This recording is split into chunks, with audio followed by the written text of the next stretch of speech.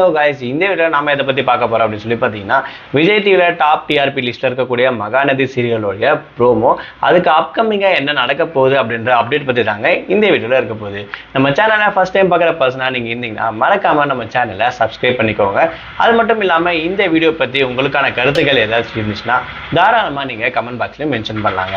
ரீசெண்டா வந்து பாத்தீங்கன்னா மகாநதி சீரியலோடைய ப்ரோமோ என்ன அப்படின்னு சொல்லி பார்த்தீங்கன்னா, அதாவது விஜய் அண்ட் காவேரி இவங்க ரெண்டு பேரையும் சேர்த்து வச்சுட்டு வெளியில கிளம்புற மாதிரி வந்து பார்த்தீங்கன்னா ரீசெண்டாக ப்ரோமோ அப்டேட் பண்ணியிருப்பாங்க. ஆனால் இந்த வீடியோ நம்ம பார்க்க போகிறது வந்து பார்த்தீங்கன்னா, இதுக்கு அப்புறம் என்ன நடக்க போகுது, அப்கமிங் ஷூட்டிங் என்ன போயிட்டு இருக்கான்ற டீட்டெயில் தான் நம்ம இந்த வீடியோவில் வந்து பார்க்க போகிறோம்.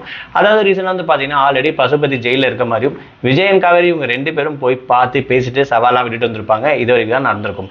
ஆனால் அதுக்கப்புறம் என்ன நடந்துச்சுன்னு சொல்லி பார்த்தீங்கன்னா, பசுபதி ஜெயிலில் இருந்து வெளியே வந்துடுறாரு. அதுக்கான மெயின் ரீசன் என்ன அப்படின்னு சொல்லி பார்த்தீங்கன்னா, பெயில் எடுத்துட்டு வந்துடுறாரு. இவர் வர டைம் வந்து பார்த்தீங்கன்னா இவருடைய பொண்ணு வந்து ராகினி அவங்க வீட்டில் இருக்கிறது கிடையாது. எதனாலனா அதாவது விஜய் அவங்க ஆட்டோமேட்டிக்காக இவங்கள வெளியே துரத்தி அமைச்சிருக்காங்க. அந்த மாதிரி தான் சீன் வந்து நடந்திருக்கு.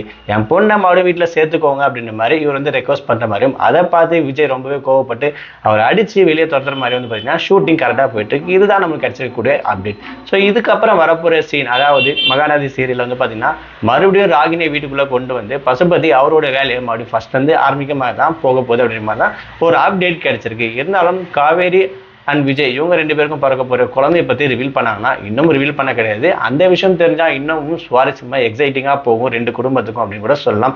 ஏன்னா யாருக்கும் இது வரைக்கும் இவங்க ரெண்டு பேருக்கும் ஒரு குழந்தை பிறக்க போகுது அப்படின்ற விஷயம் ரிவீல் பண்ணாமல் தான் வச்சிருக்காங்க. இந்த விஷயம் யாருக்குமே டீம்ல தெரியாது. பசுபதி வெளியே வந்து மறுபடியும் போட ஆட்டம் என்னன்றது தான் அடுத்த கட்ட சுவாரஸ்யமாக இருக்க போகுது அப்படின்னு தான் ஒரு அப்டேட் நமக்கு கிடைச்சிருக்கு. ஸோ இதை பற்றி நீங்கள் என்ன நினைக்கிறீங்க? இந்த சீரியலுக்கான ரசிகர்களே உங்களுடைய கமெண்ட்டை மறக்காம கமெண்ட் பாக்ஸில் மென்ஷன் பண்ணுங்க.